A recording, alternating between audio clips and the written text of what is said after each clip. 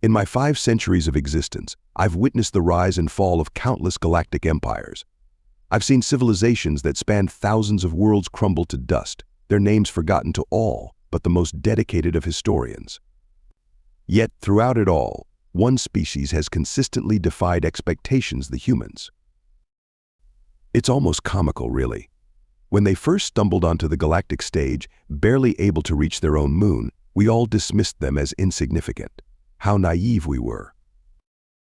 Within a mere century, a blink of an eye for beings like myself, humans had amassed a fleet that rivaled those of species that had been spacefaring for millennia. It was puzzling, to say the least. Their homeworld, Earth, was but one planet among billions. Their population, a fraction of the galactic whole. Yet their ships seemed to multiply like the microbes they once studied in their primitive laboratories. I remember the day the Zorblaxian Empire, then the dominant force in the galaxy, first encountered a human battle group. The Zorblaxian admiral, in his arrogance, thought to intimidate these upstart apes with a show of force.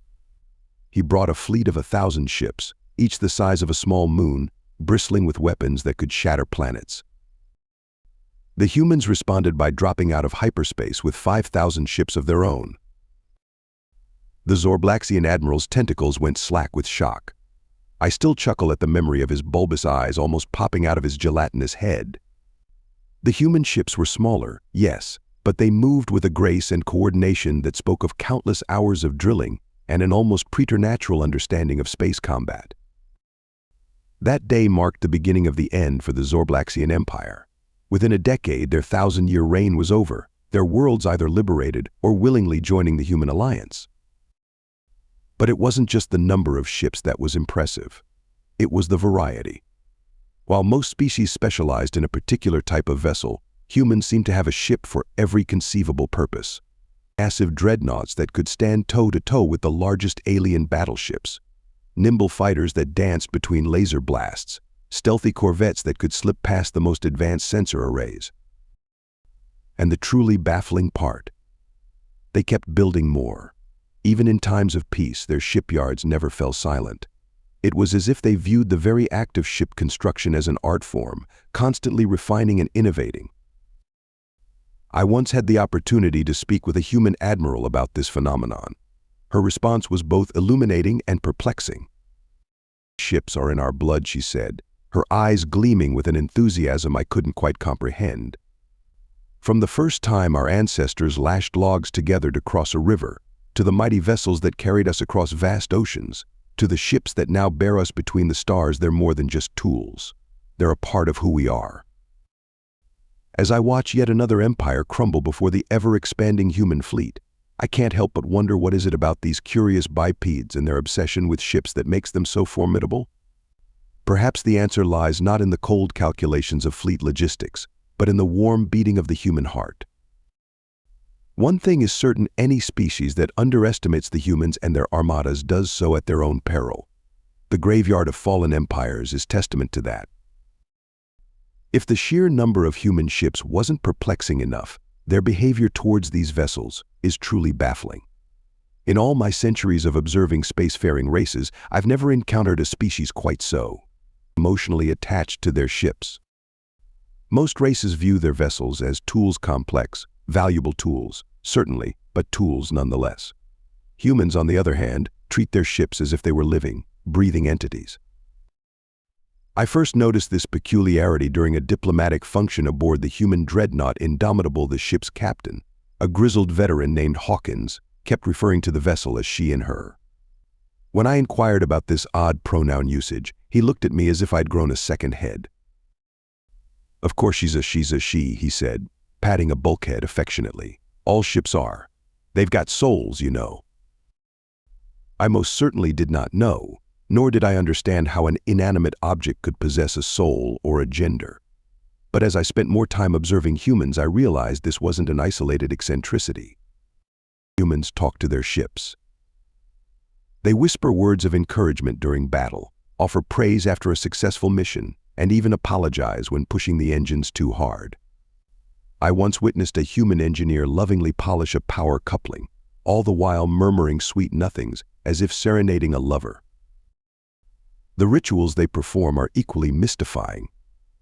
Before a ship's maiden voyage, they christen it by smashing a bottle of fermented grape juice against the hull. How this is supposed to bring good fortune, I haven't the faintest idea. But the humans insist it's tradition, dating back to when their vessels sailed on water instead of through the stars. Naming ceremonies are elaborate affairs, attended by high-ranking officials and celebrated with great pomp. The chosen name is treated with utmost reverence, as if bestowing an identity upon a newborn child. What's truly remarkable, however, is how this anthropomorphization seems to affect the ship's performance. Human vessels consistently outperform similarly spec'd ships from other races. Their reaction times are quicker, their maneuvers sharper, their systems more resilient. I once discussed this phenomenon with a Zarlaxian quantum engineer. She hypothesized that the humans' belief in their ship's souls somehow influenced the quantum fields surrounding the vessels, enhancing their capabilities. I'm not entirely convinced, but I must admit, it's as good an explanation as any for the inexplicable bond between humans and their ships. This bond extends beyond individual crews to humanity as a whole. When a ship is destroyed, humans mourn as if they've lost a friend. They hold memorial services, erect monuments, write songs commemorating the vessel's heroic deeds. I've seen hardened human warriors weep openly at the destruction of a centuries-old ship. To most species, such behavior would be seen as a sign of weakness. But for humans, it seems to be a source of strength, fueling their determination and unity. Perhaps the most telling example of this unique relationship occurred during the Battle of Sirius Prime. The human cruiser Dauntless had taken heavy damage, her hull breached in multiple places. By all logical assessments, the ship should have been abandoned. Instead, the crew sealed off the damaged sections and continued fighting. I intercepted their communications. The ship saw I was failing, so the crew began talking to the ship directly, encouraging it like one would a wounded comrade. "Come on, old girl," the captain said, his voice steady despite the chaos around him. "One more push. You can do it. We believe in you." Against all odds, the Dauntless not only survived but turned the tide of the battle. The crew's faith in their ship seemed to will it back from the brink of destruction. As I watch humans and their beloved ships reshape the galaxy, I can't help but wonder, are we underestimating these vessels by seeing them as mere machines? Or have the humans tapped into something profound that the rest of us have overlooked? One thing is certain: dismissing this bond as mere superstition would be a grave mistake. For in the vast, cold expanse of space, the humans have found a way to create something warm and alive in their relationships with their ships.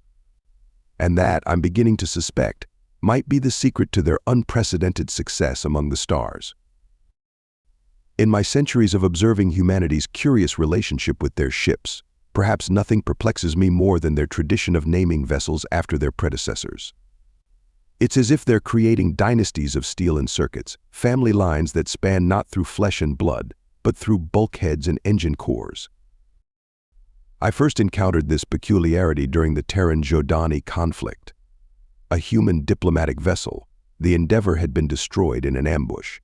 I expected the humans to be demoralized, perhaps even sue for peace. Instead, barely a standard year later, a new ship emerged from their shipyards, bearing the same name. This Endeavour I wasn't just a replacement, it carried with it the weight of its predecessor's legacy. The crew spoke of living up to the name as if the ship itself was honor-bound to match or exceed the achievements of its namesake. Intrigued, I delved deeper into human naval history. What I found was astonishing: entire lineages of ships, some stretching back to before humans had even left their homeworld's oceans. Take the Enterprise, for instance. This name has graced no fewer than 24 major vessels over nearly a millennium of human history.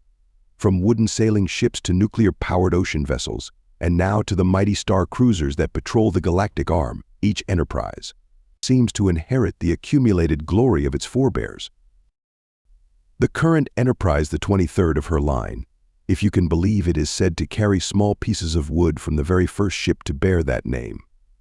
A silly superstition, one might think, but I've seen how the crew's eyes light up when they speak of it. To them, it's a tangible connection to their heritage, a reminder of the long chain of history they're now a part of. This practice extends beyond military vessels. Civilian ships, research vessels, Even the massive generation ships that carried humans to the stars before the advent of faster-than-light travel all have their own storied lineages. I once had the opportunity to witness the decommissioning of an old survey vessel, the Magellan IV, and the simultaneous christening of its successor, the Magellan V. The ceremony was surprisingly emotional. Crew members from several generations of Magellans had gathered, sharing stories and passing on mementos to the new ship's crew. The name is a promise, the captain of the new Magellan told me afterwards. It carries the dreams of those who came before and the hope of those yet to come.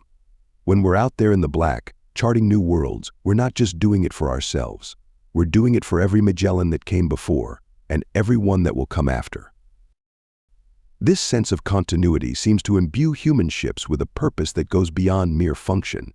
They're not just exploring or trading or fighting, they're carrying forward a legacy, adding their own chapters to an ongoing story.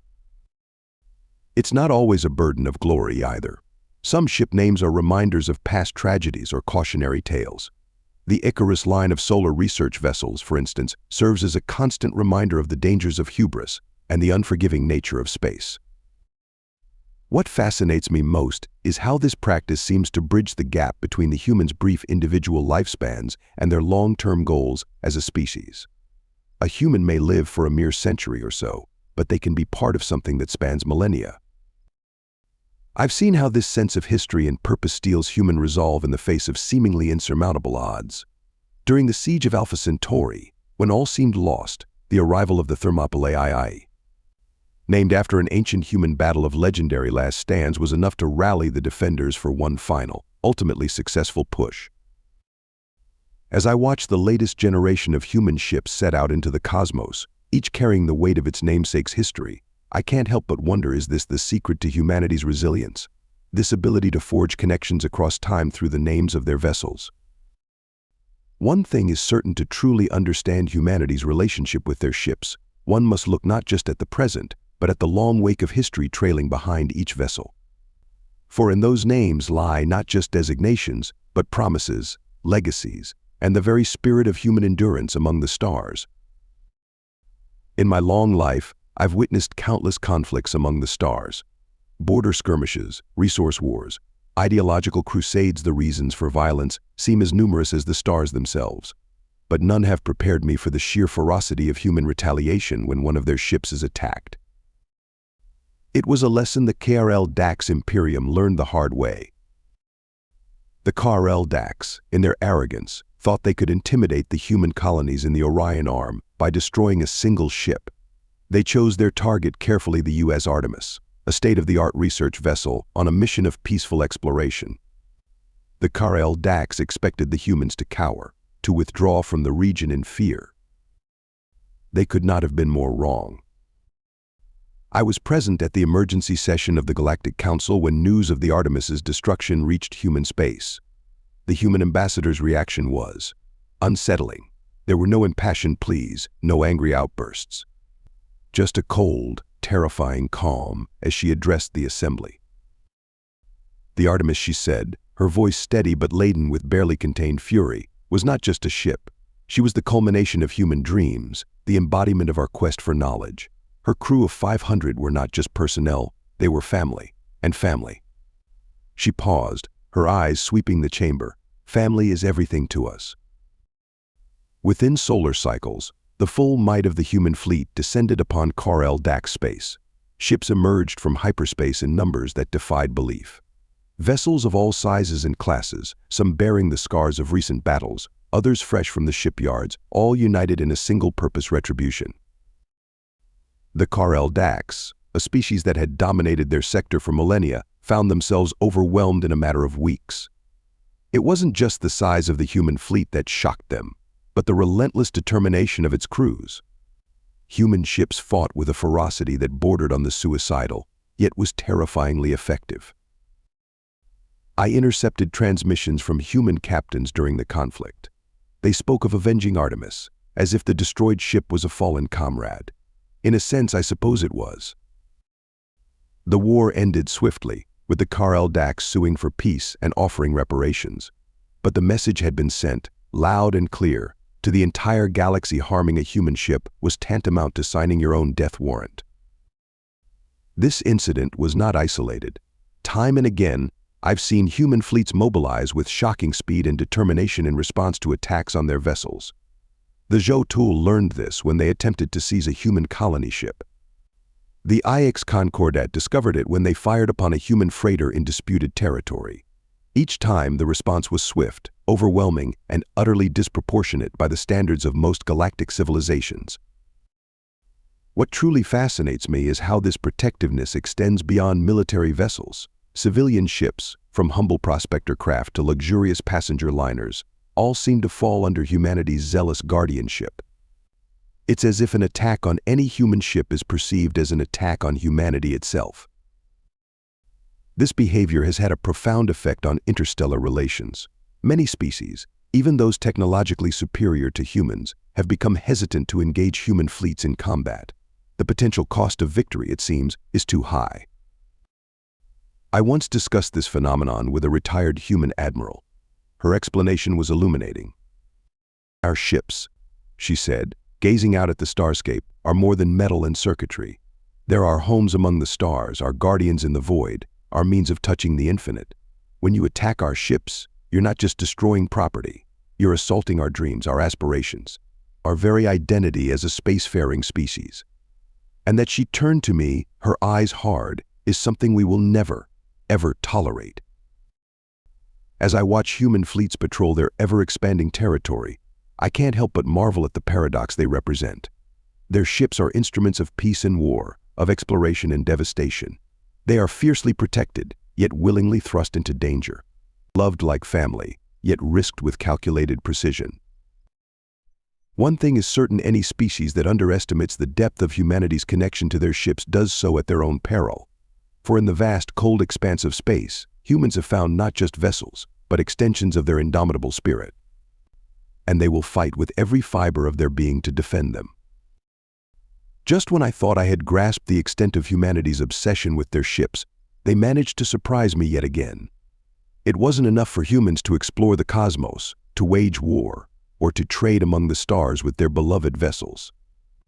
No, they had to go and invent something called a pleasure cruise. The concept, when first explained to me, seemed utterly absurd. Humans would voluntarily board massive ships not to travel to a specific destination, but simply for the experience of being aboard the ship itself. They called these vessels cruise ships and spoke of them with the same reverence usually reserved for luxury resorts or sacred retreats. Intrigued, I decided to observe one of these cruise ships firsthand. The Celestial Dreamer was a behemoth of a vessel, easily rivaling some of the smaller moons I've encountered. Its exterior gleamed with polished metal and expansive viewports, while its interior was a labyrinth of amenities that boggled the mind. Restaurants serving cuisine from across the galaxy, entertainment venues that simulated everything from ancient Earth theaters to zero-gravity dance halls, and observation decks that offered unparalleled views of nebulae and star clusters. It was as if humans had decided to take a chunk of their civilization and launch it into space, simply for the joy of it. What struck me most was the passengers' attitudes. Here they were, hurtling through the void at faster-than-light speeds, surrounded by the endless perils of space, and they were relaxing, laughing, enjoying themselves as if they were on solid ground. I questioned one passenger, a retired asteroid miner named Johansson, about this seemingly cavalier attitude towards the dangers of space travel. He chuckled, sipping some colorful concoction through a straw. "Danger? Nah, we feel safer here than planetside. This baby," he patted the wall affectionately, "she's got shields that could shrug off a supernova, and a crew that treats her like their own child. We're in good hands." This sentiment was echoed throughout the ship. Passengers and crew alike spoke of the Celestial Dreamer as a living entity, a benevolent guardian that would see them safely through their journey. The cruise culminated in a passage through the heart of the Orion Nebula. As the ship's eye narrated the scientific significance of the region, I watched humans press against the viewports, their faces filled with wonder. Children and adults alike gasped in awe as stellar nurseries and newborn stars drifted past. It was then that I began to truly understand. For humans, ships weren't just tools or weapons or even homes. They were a means of touching the infinite, of bringing the majesty of the cosmos within reach of every individual. This realization brought me back to the present, to this vast library where I've spent decades studying the rise and fall of civilizations. As I conclude my treatise on human expansion among the stars, I feel compelled to add a warning to future readers. To any species that encounters humanity in the vastness of space, heed these words: never underestimate the human's connection to their ships. These vessels are more than mere transportation or weaponry. They are the physical embodiment of humanity's dreams, their protective shells against the void, and their wings to touch the stars. Do not make the mistake of insulting a human ship. Do not ever, under any circumstances, attack a human vessel without the gravest provocation. For in doing so, you do not merely destroy a machine, you assault the very essence of what it means to be human in the cosmic age. I have seen empires rise and fall, watched civilizations bloom and wither across the millennia. But in all my years, I have never encountered a species quite like humanity, nor a bond as profound as that between humans and their ships. As I gaze out at the stars from the library's celestial dome, I can't help but wonder what heights will humanity reach, borne upon the wings of their beloved ships. What wonders or terrors await the galaxy as these curious, ship-loving beings push ever outward into the unknown. One thing is certain: the story of humanity and their ships is far from over. And I, for one, will be watching with great interest to see where their journey takes them next.